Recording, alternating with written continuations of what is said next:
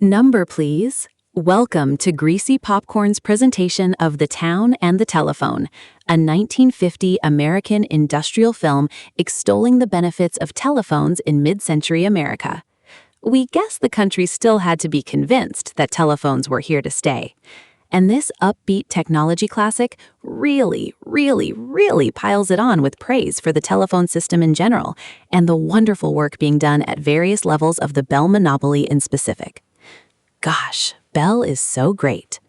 Of course, it's easy to look back and snicker at the basic level of tech showcased in this film. But the truth is, many of the technologies invented at Bell Labs, including the transistor, paved the way for the plugged-in, or more accurately, wireless, world of today. So without further ado, please enjoy tonight's movie, The Town and the Telephone. Oh, and please remember to stick around to the end for some production notes. Well, it's better than listening to those annoying busy signals. Ugh, remember those?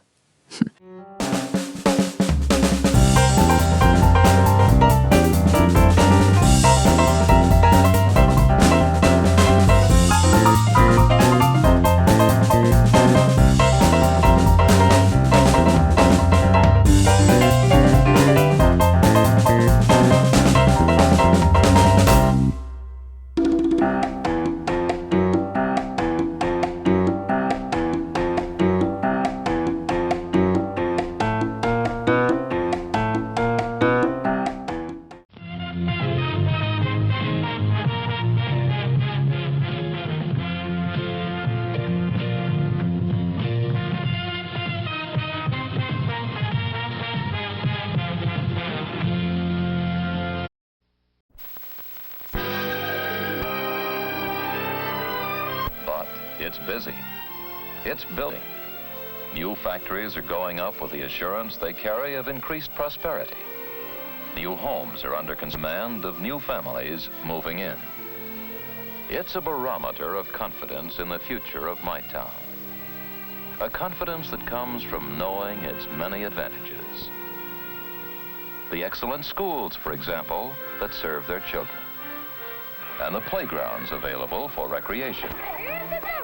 Comforting to the happy fathers and mothers who live here and call it home. For my town is home in the pleasantest sense of the word.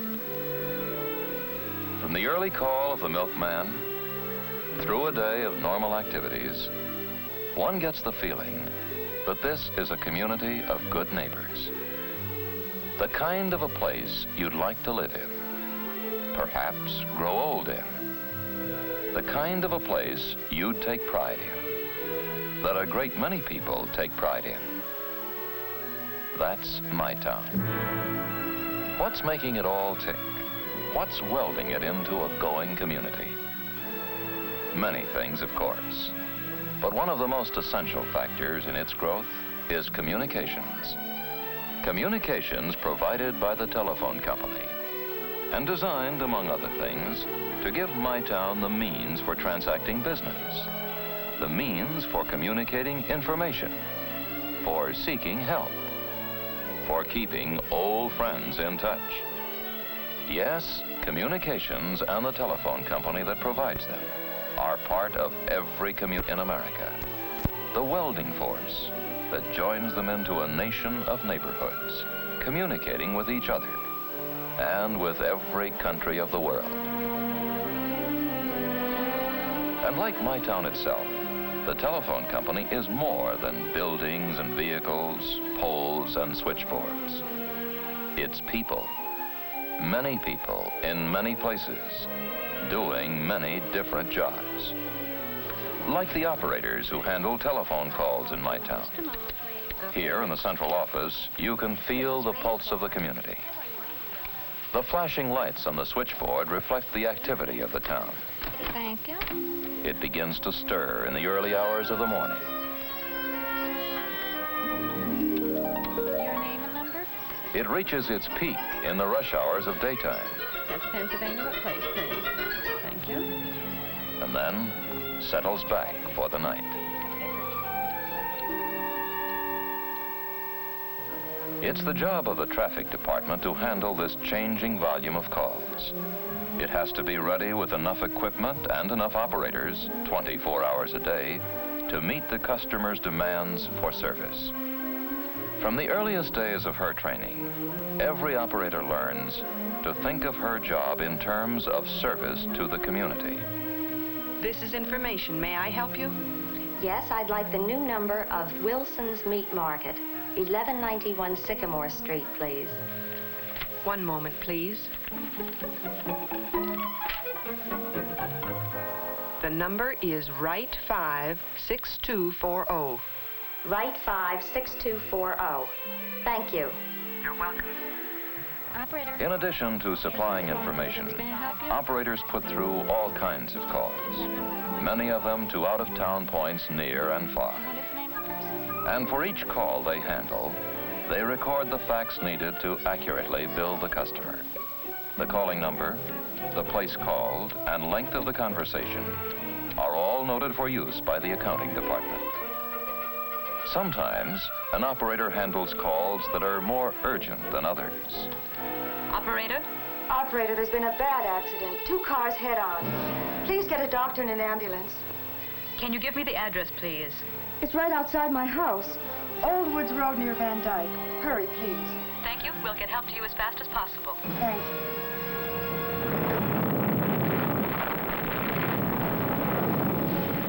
The telephone operator's tradition of staying on the job in times of disaster is well known. It's a responsibility they willingly accept and take pride in.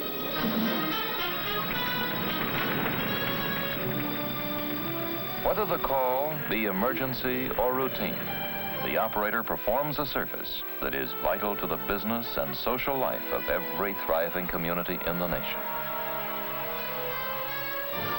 And that certainly fits my town.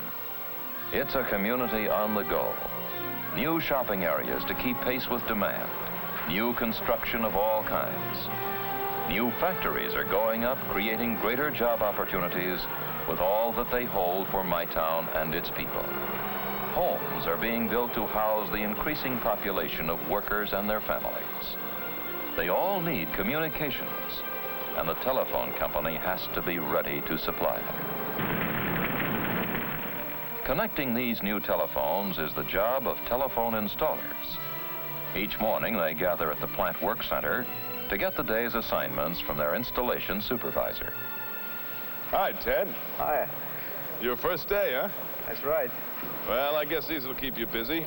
Better start with this new installation for John Gardner, 406 Melrose. Say, how did things go down at plant school? Well, I think I learned a lot, but I'll feel better when this first day is over. Okay, Ted. I'll stop in later and see how you're getting along. Right. See ya.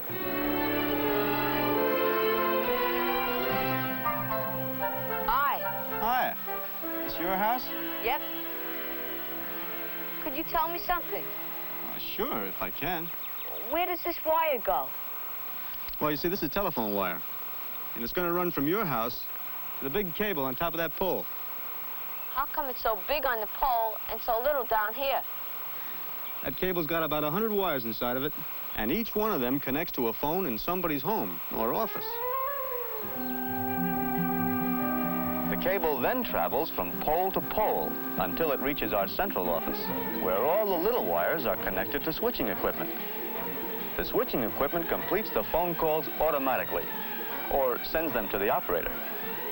Then your phones will be ready for service. That is, they will be as soon as I hook them up. Well, I'm on my way to the store. So long. So long, son. I'll have them hooked up by the time you get back.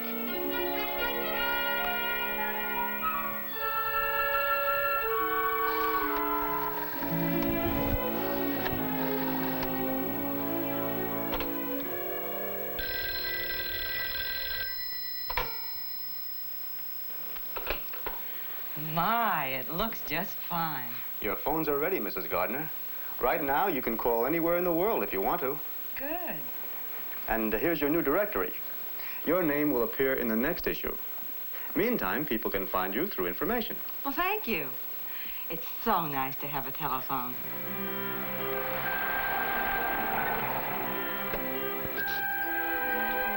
Hi, Ted. Hi. How's it going, boy? Just fine.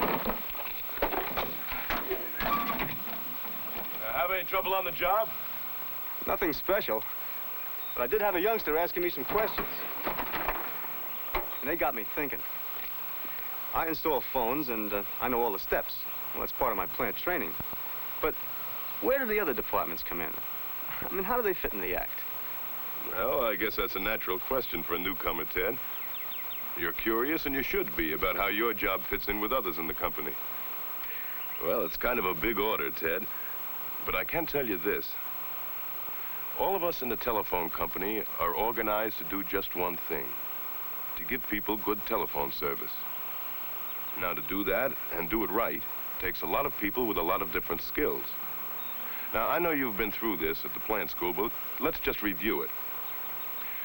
Say there's a new family, like the Gardners here, moved to my town and want telephone service. Chances are someone in the family goes to the telephone office and puts in an order. Or the order could be telephoned in. Either way, it's handled by one of our service representatives in the commercial department. The service rep makes the customer feel at home, gets the name and address, and how the name is to be listed in the directory.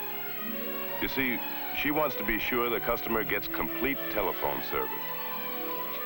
These days, homes have telephones wherever it's convenient, and that's as it should be. They want their extensions where they'll be of most value. It could be indoors, say the bedroom, or outdoors on a terrace. And we installers can be of help.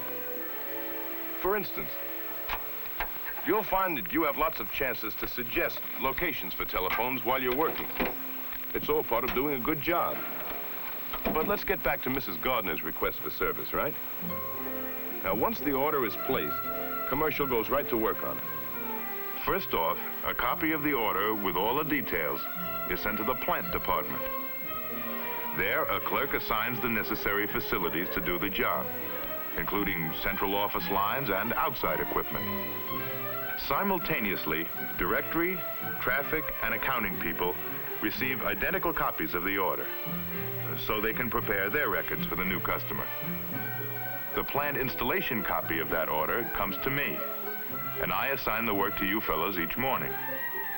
Now, while you were hooking up the line for Mrs. Gardner's phone, the frame man in the central office was connecting it to the switching equipment.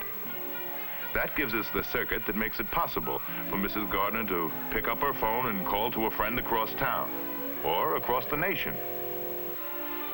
Well, that's part of the story, Ted. Lots more, of course. But maybe it's given you some little background on how a few of the departments work together. It sure helps, Jack. But boy, I've got a lot to learn, haven't I? We've all got a lot to learn, Ted. You never stop learning in this business. And you understand your own job better when you know how other departments operate. For instance, the commercial department. In addition to servicing new customers such as Mrs. Gardner, also handles the payments of the customer's bills. It has the further responsibility of forwarding the names of new subscribers to the printer for the telephone directory. Every name, address, and number is carefully checked and rechecked for absolute accuracy. It is an exacting task every step of the way. As they say, it's something for the book. The book, in this case, being the most widely used volume of the year. Commercial also collects the money from public telephones that serve my town in stores, factories, transportation centers, and even along the highways. Then there are the telephone salesmen. They have the job of calling on business customers and suggesting the type of telephone system that will best serve the customer's business needs. Directory advertising salesmen also call on business customers and show how Yellow Pages advertising can help them. They plan the kind of layouts that attract buyers and boost sales for the advertiser. The service that telephone people give can be as immediate as right now. It can seek and answer the needs of today. It can plan the needs of tomorrow. And the needs of tomorrow are a service responsibility of the engineers. They have the job of looking ahead, of anticipating how and where my town is going to grow, so the telephone plant can be installed efficiently and economically and be ready when the customer needs it. They decide where telephone cable will be installed, how it will be installed, underground or overhead, and how much of it will be needed. Should it be a 200-pair cable or a 400-pair cable?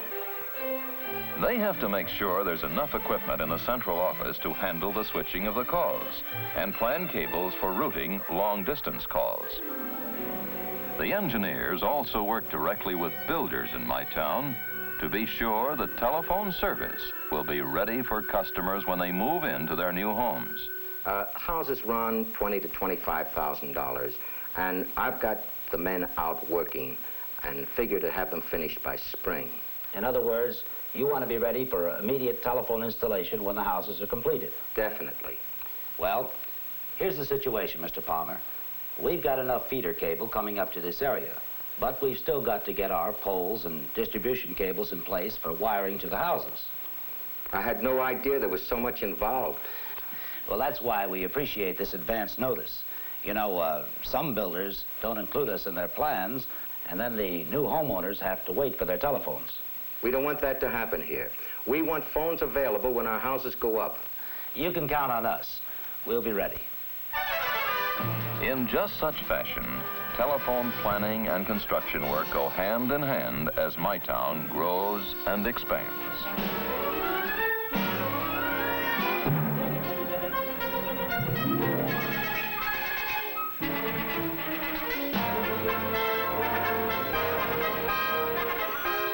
Poles are set.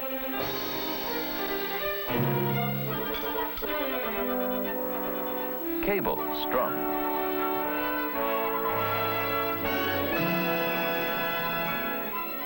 Terminals go in.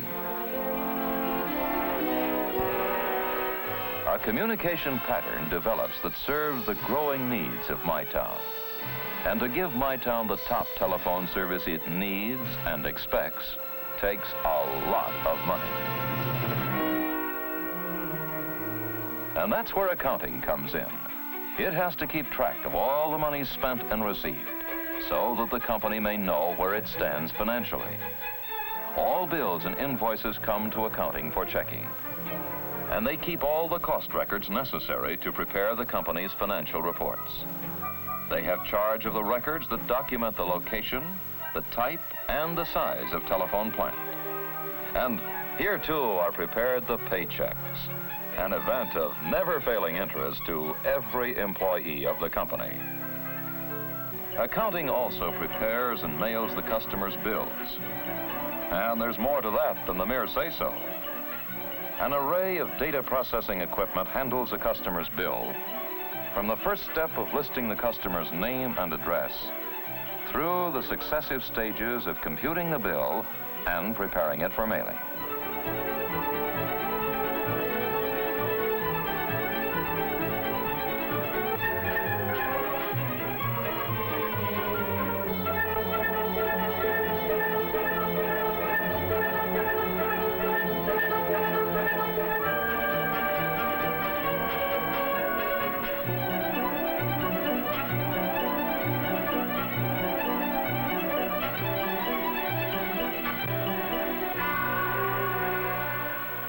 All over town, telephones are bringing people together. Bradford's Jewelry? May I speak to Mr. Bradford, please? Thank you, Mrs. Chase. I'll have the order over in about an hour. Hi. Going to the dance? My town gym. Sure. Arnold speaking. Why, hello, Pete. How's things in my town? Things are pretty good in my town. There's a sense of growing prosperity, growing pride, growing happiness. And the telephone company is a grateful participant. Now, we've seen the parts played by the various operating departments, such as traffic, whose operators handle many of the calls. Plant, which installs and maintains the equipment.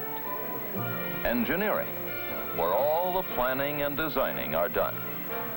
commercial, which is responsible for many customer services. And finally, accounting, where all the financial records are prepared. Working in support of these operating units are the company's staff departments, such as personnel. Personnel helps to develop and train people in all levels of employment. They handle benefit and pension plans, pleasant reminders of earlier days. They also watch over the health of the employees and arrange for medical attention whenever they need it.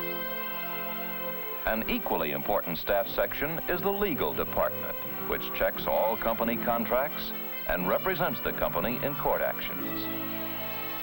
Public relations is also one of the company staff departments. It is largely responsible for keeping the public informed about the company. Its members write news releases for the community newspapers.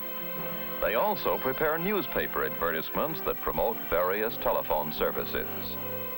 And they coordinate activities that deal with radio or television shows. They prepare films and other programs for employee and public groups. And they take part in arranging telephone open houses to which the people of the community are invited. The preparation of the company magazine is also the responsibility of public relations. Well, Mike, we've had our problems in putting this together, but there have been many excellent comments. That's the reassuring part of it, Mr. Bolton. Now I think we've reached the point where we need a good story to wrap the whole thing up. Now, I have some ideas I'd like to talk over with you. Good. Let's see now. The previous articles have covered all phases of our company's operations. That's correct. And now that we've explained what we do, I think we should show how we fit into the big picture. How we're backed up by AT&T, Western Electric, and the Bell Labs. AT&T, Western Electric, Bell Telephone Laboratories. Magic names in communications the world over.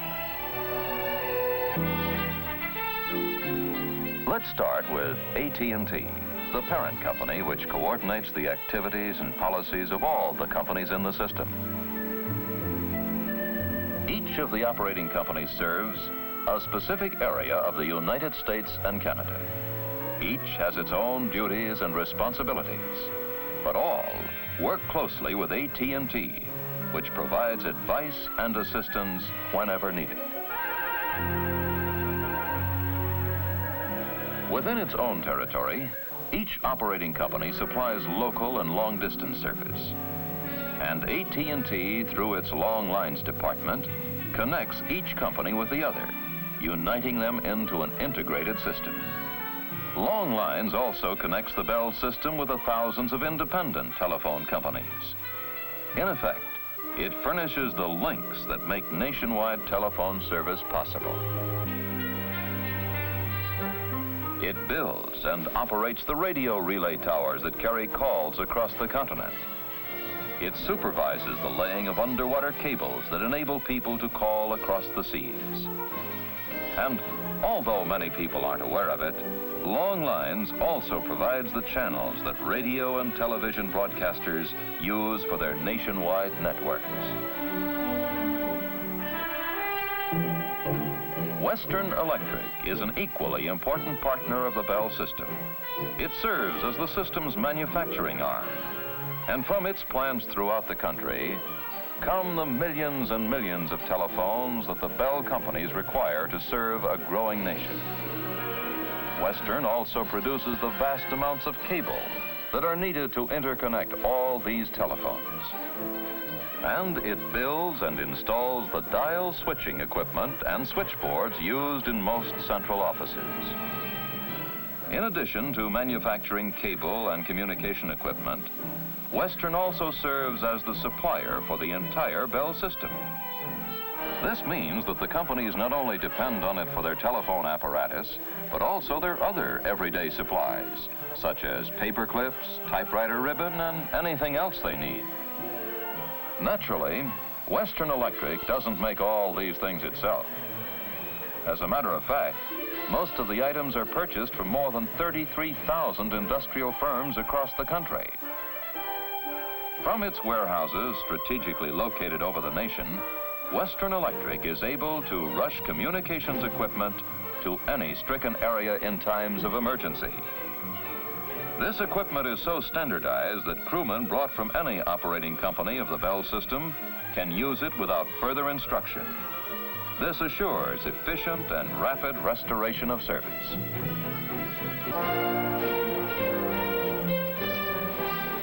Then there is the extremely important part that both Western Electric and the Bell Telephone Laboratories are playing in building the nation's military defense system. Both have had much to do in the design and construction of such projects as the Dew Line and SAGE, and in the development and manufacture of guided missiles.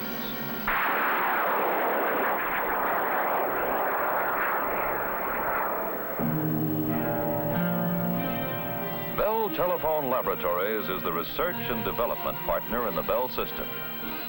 It is one of the largest and most experienced industrial laboratories in the world. And it is uniquely qualified to do the design work for both military and civilian communications equipment. Its job is to provide America with the communications of the future, as it has already designed the communications of the present.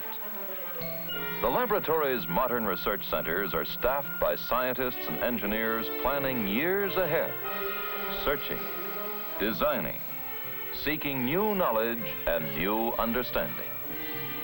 Their aim is to continually develop better tools and equipment to improve telephone service, and to do it in such a way as to assure efficient and economic operation. The achievements of Bell Laboratories researchers are many, ranging through all branches of the communications field. One of their latest advances in telephone progress is leading to new systems of automatically switching telephone calls. These systems are so radical in design that they promise to bring tomorrow's customers a multitude of almost undreamed of services. The tiny device which will make these electronic switching systems possible is the revolutionary transistor. Invented at the laboratories, the transistor brought Bell scientists one of the 2 Nobel Prizes they have won for discoveries in physics. Though it was primarily developed for the betterment of telephone communications, the versatile transistor now appears in a staggering variety of devices and equipment. It has become an important factor in the growth of many new industries, a development that is welcomed by the telephone company. Welcome because it is in the pattern of service that is traditional with every phase of telephone operation. From its very beginning, service has been an inseparable part of the telephone story.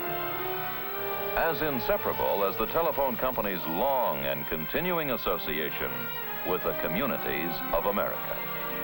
The My Towns everywhere who gave it the opportunity to be of service. They have grown together, these cities and villages of America and their telephone companies. Good friends and good neighbors. They share the responsibilities of good citizenship. Telephone people are proud of those responsibilities, both on the job and as individual citizens, helping their communities in their own ways. They are proud of being part of their town's hopes and joys. Proud of being able to further its communications, whatever the hour. Proud and happy to be of service.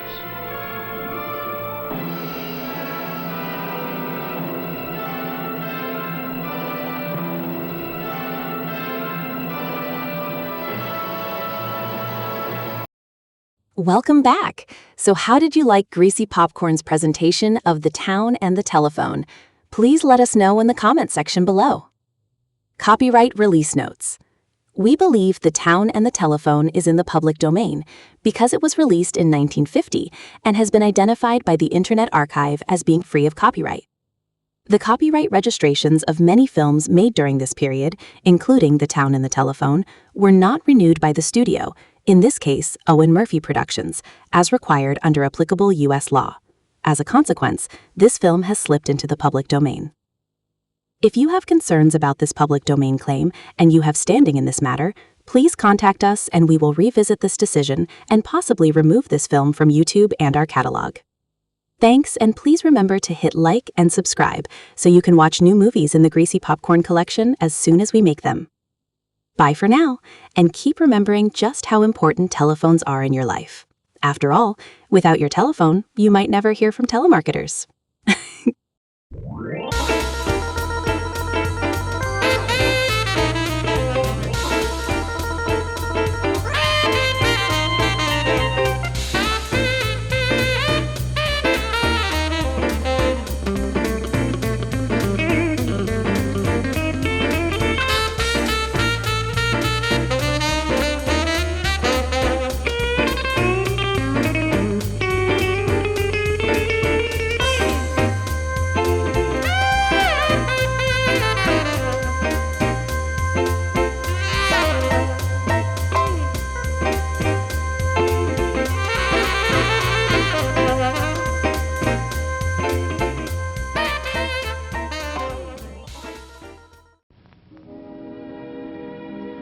And now, folks, it's time to say goodnight.